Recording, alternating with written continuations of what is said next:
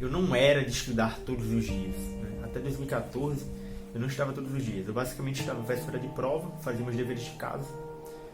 E detalhe interessante que eu estava na escola que ficava em outro município. Então eu ia para a escola atravessando a balsa todos os dias de manhã para voltar também na hora do almoço. Íamos eu e minha irmã, atravessávamos a balsa para pegar outro carro lá do outro lado do rio e ir para a escola. Da mesma forma era voltar. Até a balsa nós íamos ou de bicicleta ou no Atrax, uma moto, né? 3, eu, minha irmã e o piloto, né? Inclusive perigoso, não façam isso em casa.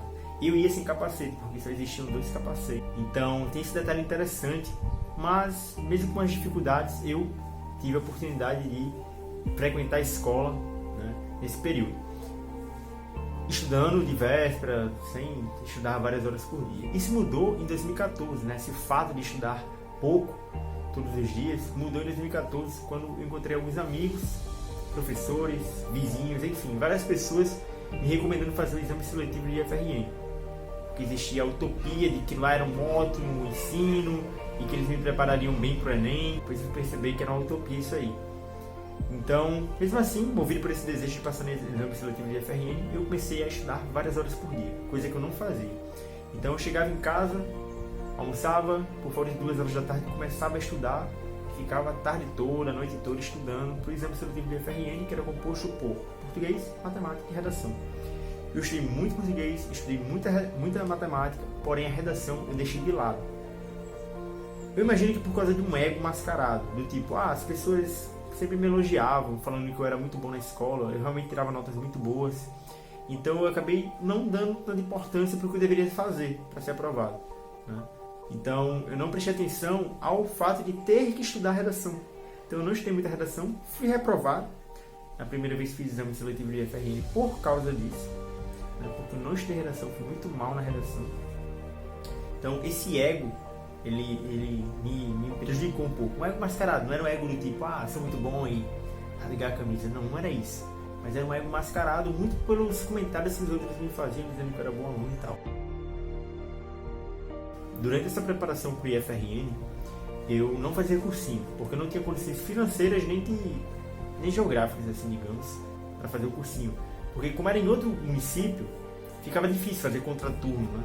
A logística era bem complicada, ainda mais o financeiro. Esse sim era bem ainda mais complicado. Então eu ficava estudando em casa mesmo, por meio de apostilas, por meio de livros dos anos anteriores que minha mãe sempre guardava. Então era um estudo bem desorganizado, por sinal, porque eu não tinha técnica nenhuma, estratégia nenhuma orientação. Eu simplesmente lia, hoje eu quero estudar crase. Eu ia lá, pegava o livro, lia o capítulo de crase, fazia algumas questões e acabou. Era um negócio meio aleatório, eu não seguia um planejamento, eu não sabia exatamente o que estava fazendo, o que eu precisava fazer, o que eu já tinha feito e tal.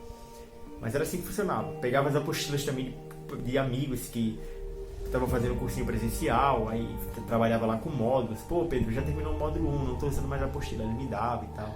Então, foi basicamente assim que eu me preparei para o FRN, em casa mesmo, sem cursinho online, sem cursinho presencial, sem nada. Mas mesmo assim, não consegui ser aprovado, estudando sem método, principalmente sem estudar redação. Então foi a redação que me reprovou. Em 2015, entrei para o primeiro ano de ensino médio, dessa vez escola estadual, dessa vez no mesmo município, até perto aqui de casa. E isso é interessante porque quando eu entrei na escola estadual, na escola pública, eu pensei, caramba, agora eu estou na escola pública, inclusive não tinha todos os professores, então eu ficava pensando toda hora, eu tenho que me diferenciar, eu tenho que procurar fazer algo, porque se eu continuar dependente dessa escola aqui, eu não vou conseguir muita coisa, né? Então aqui vem mais uma dica, não dependa da escola. São pouquíssimas as escolas que se preparam de fato, pouquíssimas. E essas pouquíssimas geralmente são as mais caras da cidade. Então assim, você aí que fica achando que minha escola é ruim e tal, e coitado de mim, não vou conseguir fazer um bom Enem. Para com isso, porque a escola ela realmente é bem difícil ela te preparar pro Enem. Então eu já tenho essa maturidade e pensei, caramba, não vou ficar dependente daqui, eu tenho que fazer alguma coisa. E aí essa coisa que eu tinha na minha cabeça era o quê? Era justamente sair daquela escola estadual e tentar entrar no IF mais uma vez. Então eu passei 2015 todo, primeiro ano do ensino médio, pensando ainda em fazer pela segunda vez a prova do IFRN. Foi o que eu fiz. Só que, detalhe, eu não tinha reparado no meu erro de redação no ano anterior.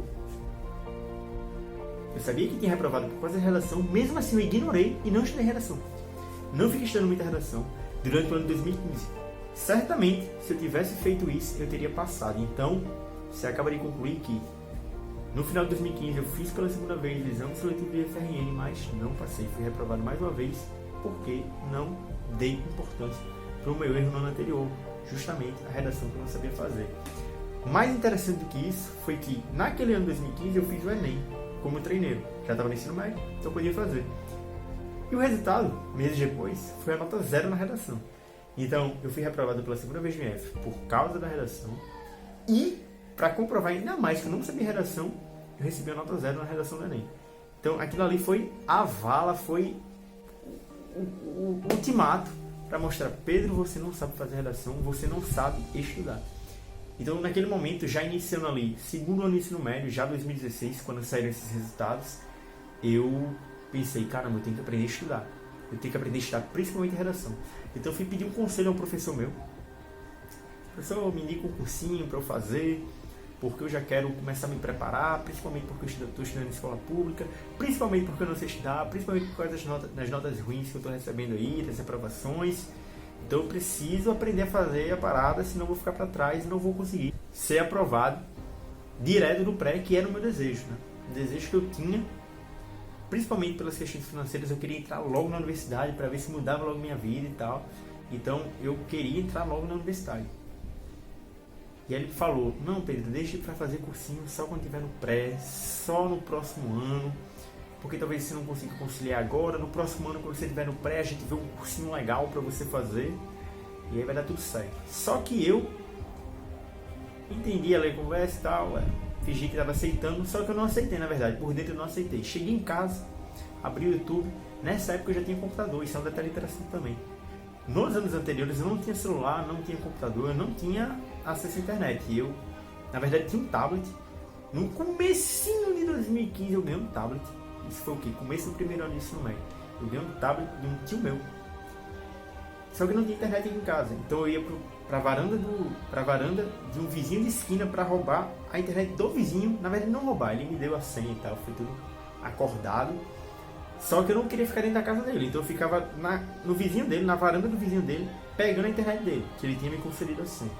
Então era assim que eu estudava, no início de 2015. Aí no final ali, meu pai milagrosamente comprou um computador, que eu não achava que ia comprar, conseguiu comprar um notebook para mim. Então no final de 2015 a situação melhorou um pouquinho. Eu já não tinha tanto acesso à internet antes, agora com o computador ficou bem melhor. Então nessa época, eu já tinha acesso a um computador, a um notebook, na verdade.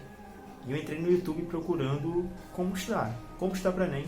E me surgiu um vídeo chamado Como Montar um Cronograma de Estudos Perfeito para Enem.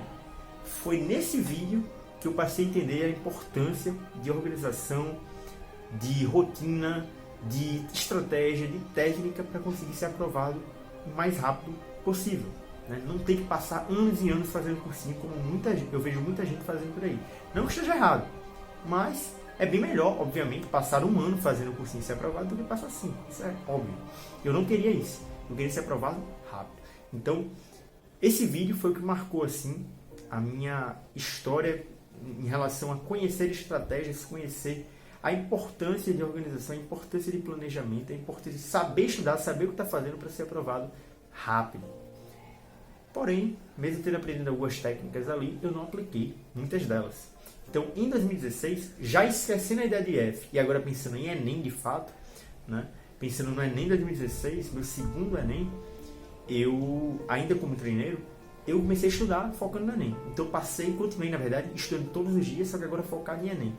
Meu erro foi, eu assistia muitas aulas, aula atrás de aula, aula ao vivo, aula ao vivo, aula ao vivo, aula ao vivo, aula ao vivo, e pouquíssimos exercícios, pouquíssimos. Foi um erro grave. Além disso, eu não não tinha tempo para ler, era aula atrás de aula, muita aula ao vivo, achando que quanto mais aulas, melhor. Quanto mais aulas, mais eu estaria aprendendo. Um ano depois, eu vim entender que aula, na verdade, é entendimento. Aprendizado, ele se faz por meio de estudo ativo, por meio da leitura, por meio da montagem de resumo, por meio da montagem de mapa mental, por meio, principalmente, de resolução de simulados e exercícios. Só que isso eu fui entender um ano depois. Então eu passei 2016 todo estudando muito errado. Redação é bem verdade que eu passei a estudar certo. né? Redação eu passei a treinar toda semana e tal. Pô, mas também puderam, depois de 2 reprovações por causa de redação, e depois de nota 0 na redação do Enem, não é mesmo? Então eu tinha que finalmente aprender a estudar redação. Então 2016 até que foi bom para redação, mas para as outras matérias nem tanto. Então muita aula, poucos exercícios, pouco estudativo. Resultado, no Enem 2016, 800 na redação. As outras notas das outras áreas eu realmente não lembro, mas não foi nada muito espetacular. Eu lembro que, na verdade, com essas notas eu consegui passar em Engenharia Civil na UFRN.